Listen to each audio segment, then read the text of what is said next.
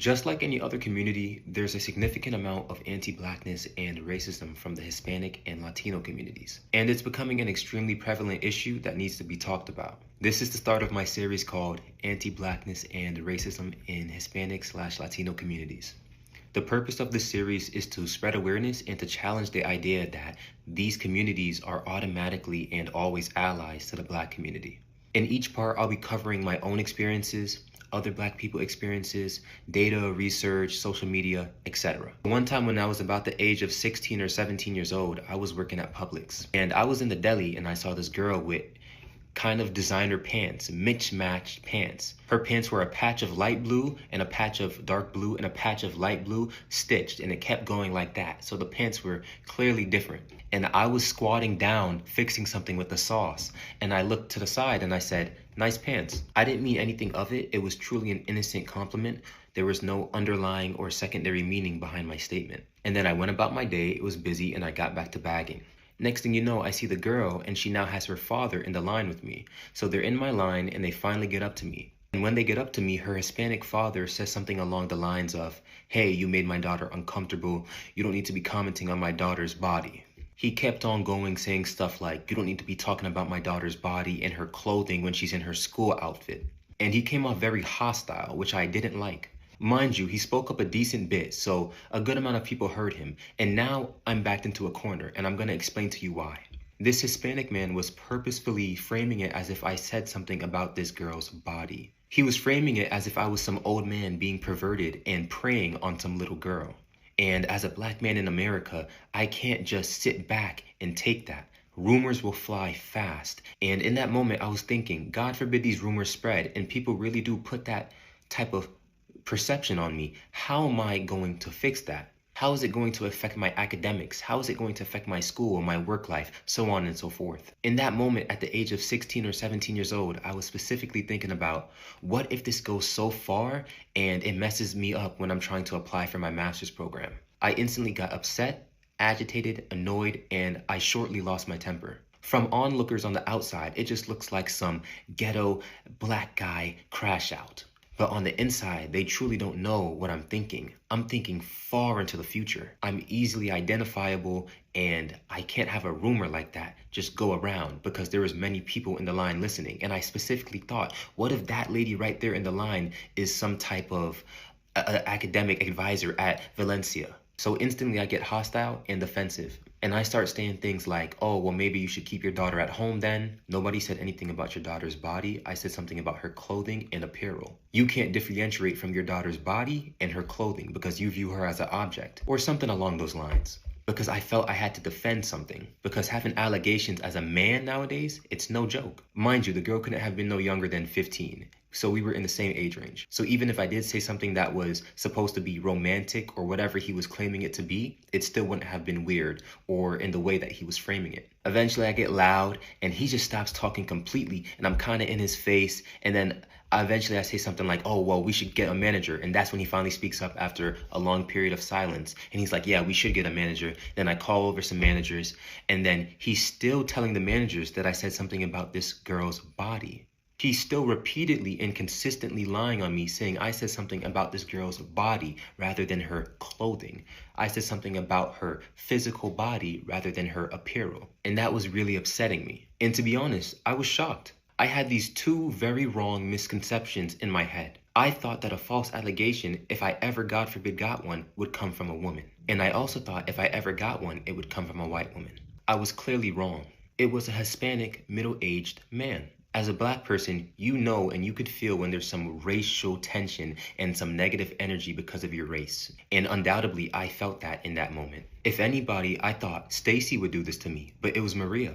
I thought Connor would do this to me, but it was Juan. The reason why I believe saying the Hispanic and Latino communities are absolute and complete allies with the Black community is harmful because it's removing this barrier that Black people usually have with every other race. Growing up in a majority Hispanic city and going to majority Hispanic schools, if I had that barrier, it would have shielded me from so much more.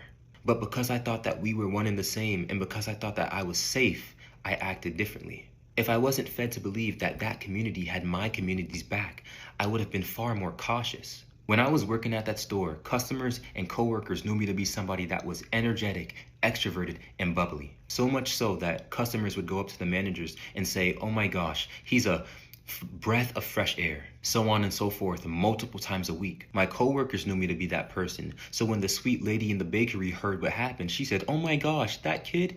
No, he would never do that," or something along those lines. So much so that another customer in the line that watched the whole situation came to me after and basically vouched for me and saying, "You're always smiling when you're pushing the carts. You're always so happy. I don't know what happened, but basically like, yeah, I'm on your side." If you're a Black individual, there is no community that in full and maybe even in half has our back. You must protect yourself in all situations and never to let your guard down.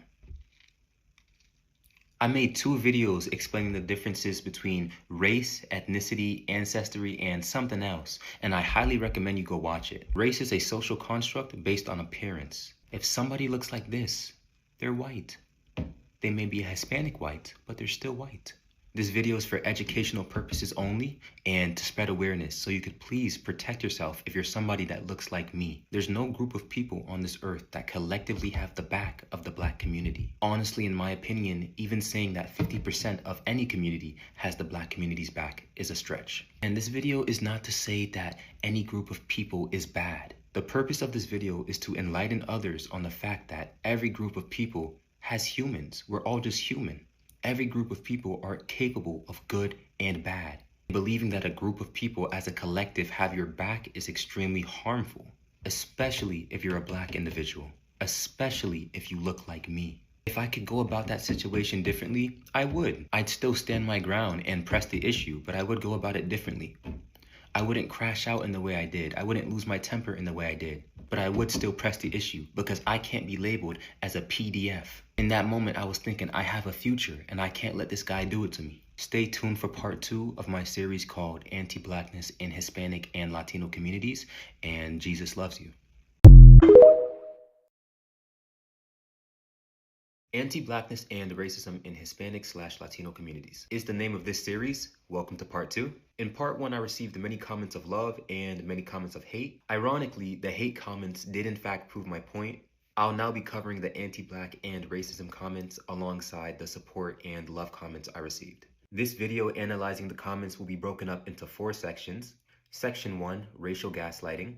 Section 2, whataboutism, aka changing the subject or deflecting. Section 3, voices from the Black community and voices from Hispanic/Latino communities. And Section 4, lack of reading and listening comprehension. Racial gaslighting downplays or denies racism experienced by people of color. This type of manipulation can reinforce systemic racism by leading you to question your thoughts, your feelings, and experiences. The spectrum of racial gaslighting can range from direct statements like, "Not everything has to be about race," to subtler comments like, "Are you sure that's really what happened?" This comment says, "I don't think the first was because you're Black. Hispanic men don't like other men talking to their wives and daughters." For context, if you didn't watch part 1, I'll just summarize what I was talking about. Around the age of 16 or 17 years old, I was working at Publix. I saw a fellow minor wearing designer pants, and I looked to the side and I said, "Nice pants," because the pants are designer pants. They are designed and made to draw attention to the person wearing them. Her Hispanic father then falsely accuses me of commenting on the girl's body rather than her physical clothing. He repeatedly and consistently did this even when my managers got involved. That goes far beyond wanting to protect your family, and that has clear malicious intent. If you know for a fact that a minor Black store employee did not say anything about your daughter's body, but rather her designer pants, and you consistently lie on said minor, there's clearly a deeper issue beyond your daughter's pants, and that deeper issue is clearly race. The first one wasn't racially motivated, please know the difference. You get the energy you put out. I mean, bro, every dad is like that, not gonna lie. No matter what it is, they tweak out. Section 2, whataboutism, aka changing the subject and deflecting.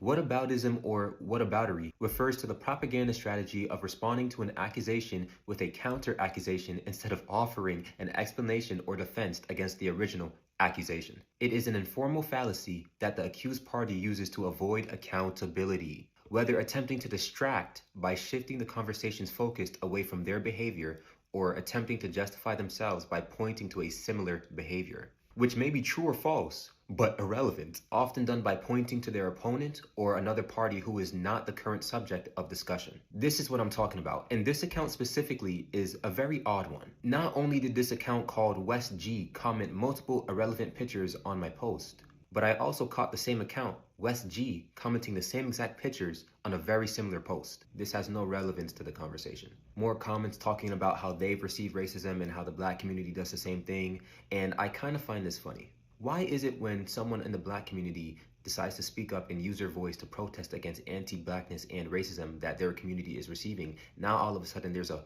whole line of people that are also experiencing the same thing from the black community? All of a sudden there's 50 people that want to talk about this just because I'm talking about this. And I'm going to explain to you why this is in fact anti-black and racist. If I'm peacefully online protesting about anti-blackness and racism that the black community receives from Hispanic and Latino communities, and in response, you create a protest to my protest, you are in fact anti-black. You're not protesting because you felt the need to voice your opinions and to speak up for your community. You're protesting because you don't like my protest. You can't stand that your community isn't the center of attention. It's not about you right now. We're talking about anti-blackness and racism that the black community receives from Hispanic and Latino communities.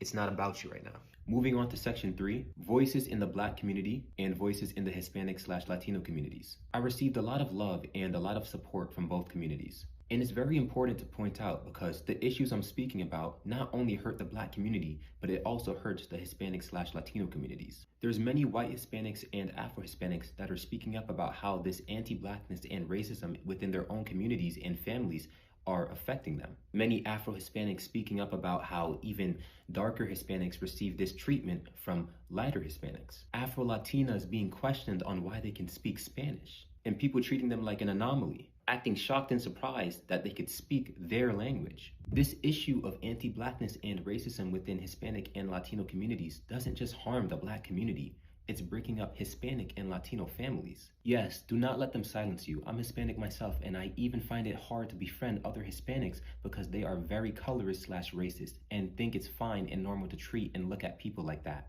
Denying the message that I'm trying to send will only further harm everybody. I'm going to keep spreading my message. I do believe saying that Hispanic/Latino communities are always and automatically allies with the black community is a very harmful thing to say. It removes this barrier of protection that black people have with every group of people. This person's Mexican family, when they found out that she was half black, started only calling her the black girl. There's many children within the black community that are being affected by this. They go to school and they're being called the N-word with the hard R and all of these things. They're being called monkeys, so on and so forth. There's Hispanic men lusting after black women in private, but paying them money to act like they don't know each other in public. Section number 4, lack of reading and listening comprehension. If I say the phrase anti-blackness and racism in Hispanic/Latino communities, it should be grammatically understood that I am not calling every single individual within every single Hispanic and Latino community, each in their entirety, anti-black and racist. I'm very particular with my wording. I purposefully said anti-blackness and racism in Hispanic/Latino communities rather than saying the Hispanic and Latino communities are anti-black and racist. There's a big difference with those two words, in and is, in and are. And when I speak, if you're gonna watch my content, you really need to pay attention. I purposefully said phrases such as, just like any other race. And this video is not to say any group of people are bad. Every group of people are capable of good and bad. If you think I generalized or stereotyped a group of people, you weren't listening. You lack comprehension. In each part of this series, I'll be covering my experiences, other black people experiences, social media, data, etc., in order to spread awareness and to challenge the idea that these two communities are automatically and always allies. I want my community to protect themselves. Thank you for watching, and Jesus loves you. As much as a lot of them will make it look like what black people are saying is not making sense, or what black people are saying is absolutely nonsense, or what black people are saying is absolutely not what is actually adding up, we know that the Latin community, right, are very good in attaching themselves with white folks. But a lot of them will still come up here argued And I believe that we still have a lot of them, or few of them, that will continue to do this till eternity. And that is why I keep saying something. If you are a black person, especially a black American, you need to be very, very careful with the way you associate yourself with these people. Because the truth is, in as much as they are trying to make it look like they are not, that is exactly who they are. If they're not identifying themselves with white folks, is obviously they don't want to like listen to any other thing that any other person will actually have to say. But anyways, welcome back to the channel. My name is Sonia. Subscribe, like, comment, and share. Credit to the original creators of every single clips and stitches we have in today's episode. And guys, please, you can see this guy's TikTok handle. Please follow him up just to encourage him in whatsoever he's doing, because he is absolutely trying with his research. With that being said, let's watch other parts of the video that we have. I'll be back with commentaries. Let's go watch, guys. Anti-Blackness and Racism in Hispanic/Latino Communities, Part 3. Today's focus will be about hair, specifically black hair. From the ages of 14 years old to 18 years old, I worked at Publix. And during those times, I would do all sorts of things with my hair. I would braid it, I would put it in space buns, I would wear my afro out, so on and so forth. And as a black individual, you're always going to receive some pushback for that. But people always imagine it to be a non-Hispanic white person. But the truth is, it's also Hispanic white people that will discriminate against you and antagonize you for just simply existing. For existing and styling your God-given hair. One time I was on the register, and this customer that I saw quite a bit, but I was never close with, came in my line. A man that I believed to be a Hispanic man. And with the most miserable face, he came up to me and said, "Your beard looks terrible." Straight face, not laughing, not joking. And I'm actually very proud of myself because I kept my composure and I was like, "What, you don't like it?" And he's like, "No, I don't like it." I was like, "Why don't you like it?" or something. And he was just like, "It don't look good." And the entire time we're having this monotone but clearly hostile conversation, my manager is right there bagging for me because I'm the cashier. This manager that I'm referring to is a white lady, red hair, redhead, white. And the whole time she has this disgusted expression on her face. She's annoyed and repulsed at what's going on. If I could put words to her expression, her face would read, "The audacity of this guy. What is wrong with him?" Eventually, I finished the guy's order and he left. And then my manager asked me, "Do you know him?" And I respond with something along the lines of, "I don't know the guy. No, I don't know him." And then her face got even more upset. She just said, like... In truth, there was nothing wrong with my goatee. There was nothing wrong with my hair or my face or my beard. The fact is, it was just different from his. And because I'm different from him, he felt the need to come antagonize me, to come call me out, to come seek a reaction out of me. It wasn't shaped wrong. It wasn't cut wrong. It was simply just afro hair.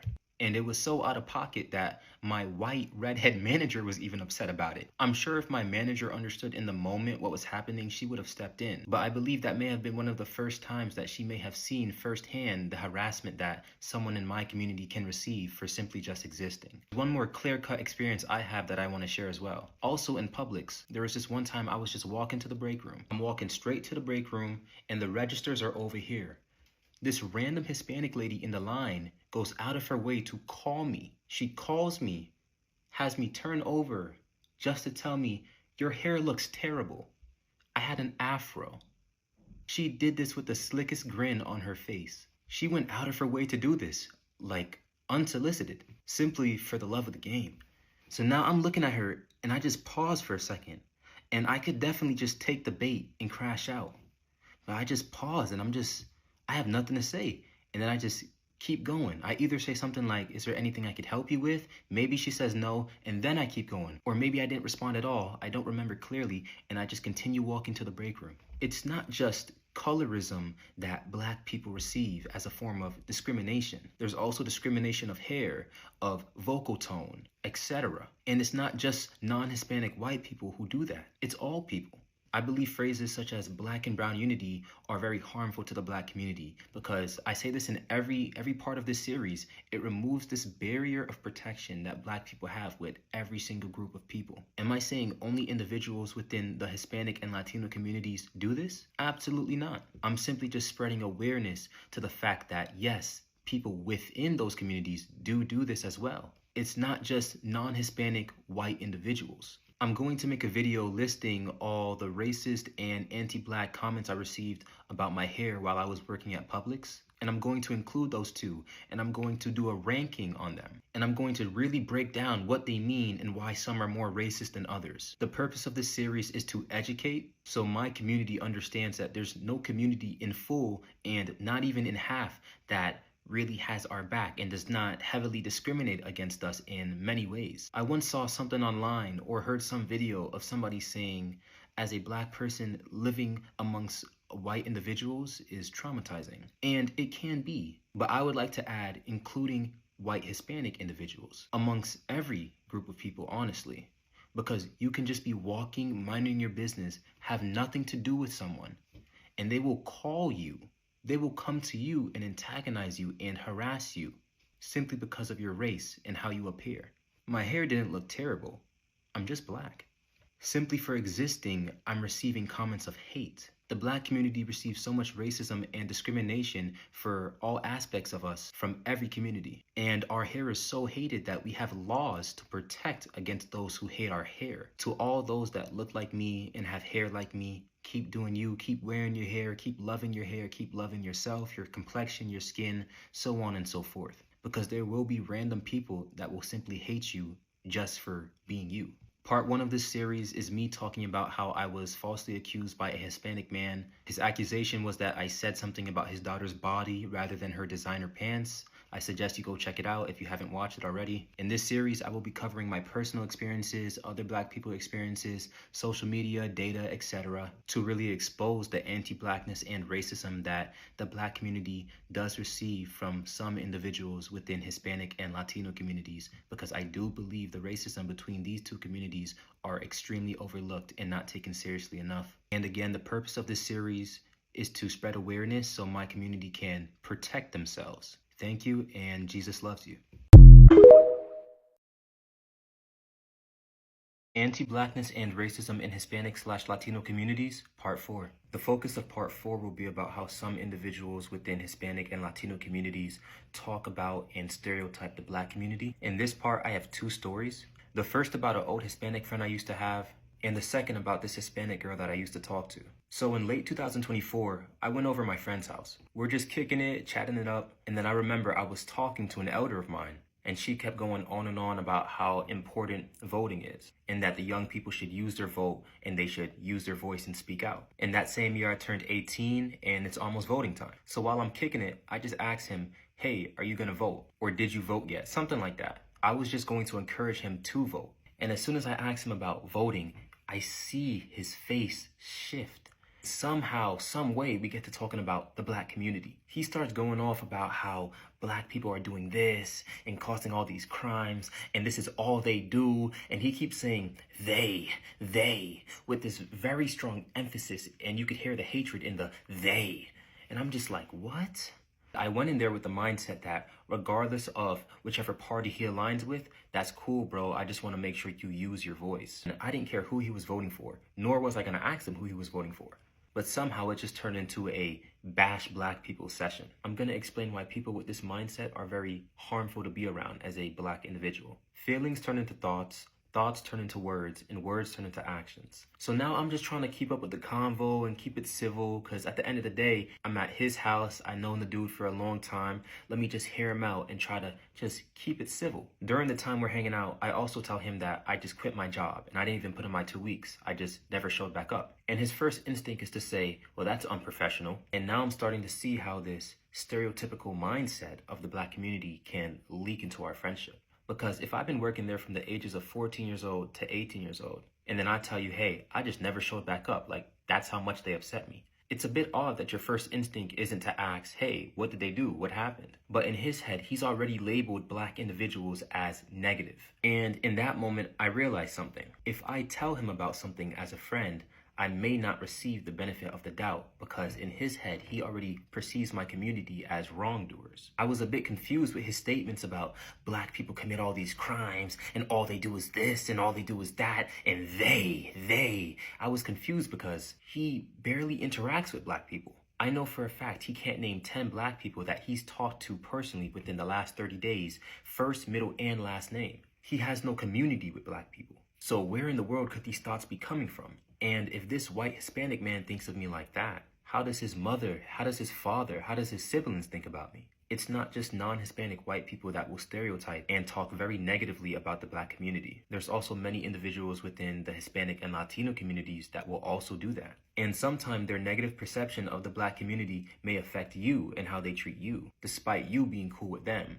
So it's just very important to pay attention how they talk about the Black community, and especially when they're mad. I also think it's very important to identify the reasons why certain people may feel comfortable spewing this negativity and this anti-Blackness towards the Black community if you're a Black individual. The reason for this situation was familiarity.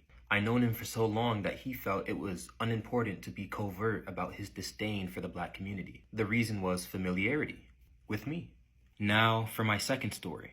I used to talk to this Hispanic girl in high school, and we weren't official, but we were somewhat an item, but she lied to me 3 times. 2 of the stuff I can't really remember, but the lie I do remember was about some guy touching her butt. She was telling me about her day, and then she purposefully left out the part about the guy touching her butt.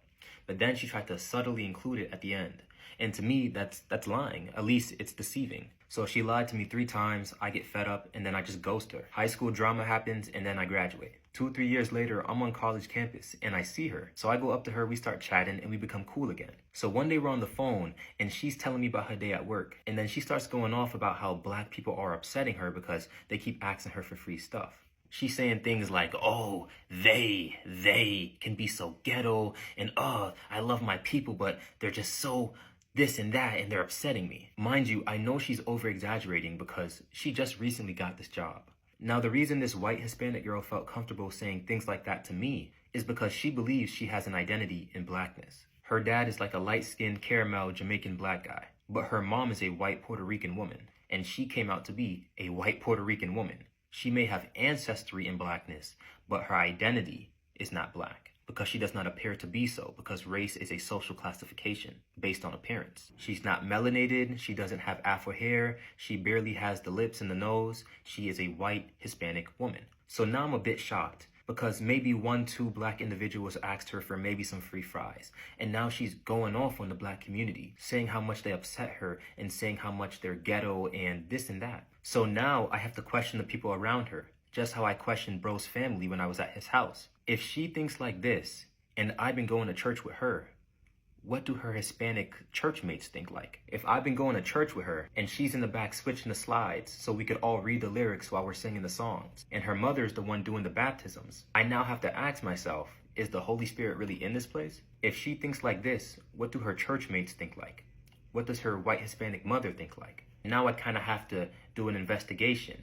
How has she been treating me? Back in high school when I ghosted her after she lied to me multiple times, she went around saying things like, he hurt me. And over the years, I thought it was a maturity thing. But when we met back up in college and we talked about it, she still held the same stance. Yeah, I lied to you multiple times, but you shouldn't have ghosted me. So now I'm questioning if she even sees me as human or maybe subhuman. So then we get to talking about some other guy, some Hispanic boy that she led on in high school after I ghosted her. She was saying how everybody hurt her and how she's this big victim. And then I question it. So I say, if you led this person on first and then they did whatever after, how are you the victim in a situation you created? And then she said, okay, well, yeah, you're right. Not everybody hurt me. I hurt him.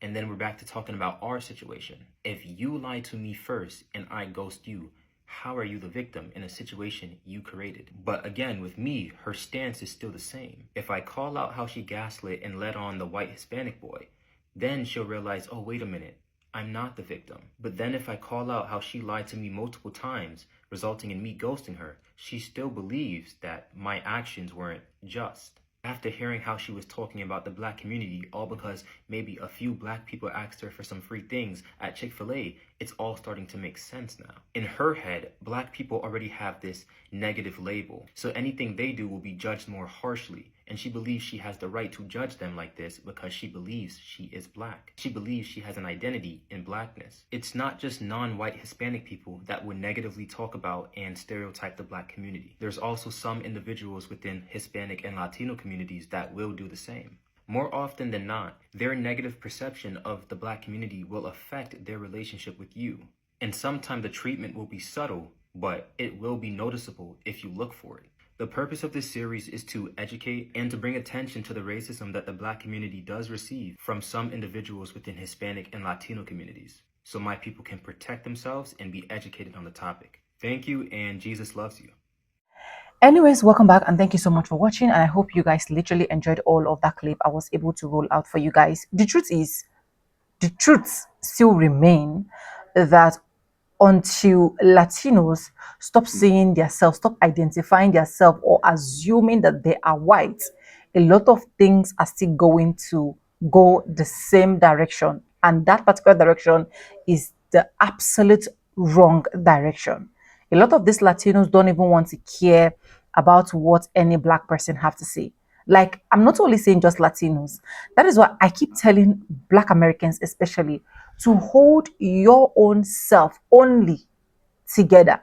Because even if you try every of the possible best to come out for a lot of these people, advocate for them, stand for them in solidarity, do whatsoever you know how to do best, just because you want every single one of us to come out as one, these same people will not recognize the effort you have been able to put in, the stress you have been able to put in, and everything that you have been able to go through as a black person. Is as simple as ABCD. And the fact that a lot of them still want to identify themselves as being white, the fact that they still want to recognize that they are white, the fact that they still think that they are white people are the same thing, is one of the things that can never make me trust any Latino. Do not get me wrong. I'm not saying that there are no good ones out there. I'm not saying that there are some Latinos that are not speaking out when it comes to this racism of a thing. I'm not saying that there are some Latinos that are not really airing out what they are supposed to air out. Yes, they are. And they are trying their possible best to air out. But the problem is 99% of them, 99% of them are on the other end. They want to associate with white people. They want to be like white people. They want you, when you see them, you just see whiteness inside of them. I've seen a Latino guy that literally came out here to call out its own community as well, where he literally said that Latinos should stop identifying themselves with white people. It is even more funny and more annoying that a white Latino will tell you that they are different from an Afro or a black Latino. Like, it's as bad as that. And at the end of the day, whenever these white people want to do whatsoever they want to do, they generalize both the black people and people of color together. That is why for me right now, if you're not identifying yourself with the black community, stay on your lane, let me stay on my lane. And Black Americans, you also need to realize and understand that you have long fought for every other race, and it's time for you to have a chill pill. It's time for you to say no, we just have to take care of ourselves. It's time for you to look at yourself and be like, it's too much, enough is enough. Because like I keep saying, for how long do you keep fighting for people? You keep advocating, you keep standing in solidarity, and these said people don't even care about you. They don't even care about what you do. They don't even care about what you say. They don't even care about how anything at all will literally go. And you think that these people will come up one day to say they literally care about you? I'm not seeing any possibility there. There is an Asian video that is actually circulating right now, and of which I'm going to be doing a whole lot of series on that particular video, because we must still look out for a way to get justice. But that's just by the side. But when it comes to the Latin community, when it comes to these people, I don't know why. I'm sorry if I'm making you feel in some certain way, but I feel like their racism can never be erased out of them, because a lot of them were brought up that way. A lot of them were instructed that way. A lot of them were told a lot of lies that they have literally believed it was true. They have literally not seen anything good about black people, especially black Americans. I'm sorry. I'm not trying to create any hate here, because I'm an advocate of peace, but sometimes we just need to call the spade, because that's just the truth. That is what it is. Even if we try as much as possible to say, oh, let's align ourselves, let's stand in solidarity, you will still have these Latinos behave the way they want to behave. And at the end of the day, you now start questioning yourself, like, why do I even need to stand in solidarity with these people? These same Latinos that did not care about what anybody would do, and they went ahead after every single thing that the black community taught them, preached about, they still went ahead to put the orange man where he is, where a lot of them announcing their back foot of deportation. See, Black people, you got yourself only. Like Black Americans, you got yourself only. I don't know how else to say this, but let me know in the comment section what you think about this video. Credits belong to the original creators of every single clips and stitches we have in our today's episode. I want to say a very big thank you to every single one of you, liking, commenting, sharing, dropping super thanks, and also joining my membership.